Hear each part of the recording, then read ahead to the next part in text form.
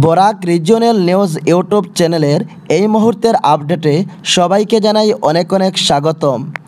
এবারের লোকসভা নির্বাচনে করিমগঞ্জ আসনে চলছে হাড্ডাহাড্ডি লড়াই। এই আসনে কংগ্রেসের হাফিজ রশিদ আহমেদ চৌধুরী এবং কৃপানাথ মালায়ের মধ্যে চলছে হাড্ডাহাড্ডি লড়াই।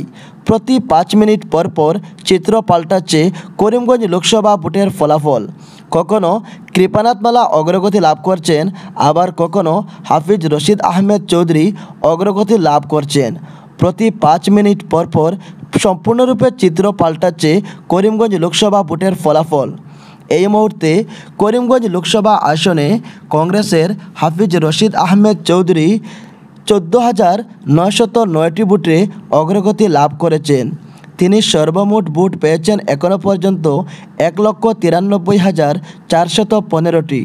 অন্যদিকে বিজেপির কৃপানাথ মালা এখনও পর্যন্ত ভোট লাভ করেছেন 1,78,506টি এবং ইউডিএফের শাহাবুল ইসলাম চৌধুরী এখনও পর্যন্ত ভোট লাভ করেছেন মাত্র 8,784টি। এই আসনে প্রতি 5 মিনিট পর পর চিত্র পাল্টাচ্ছে।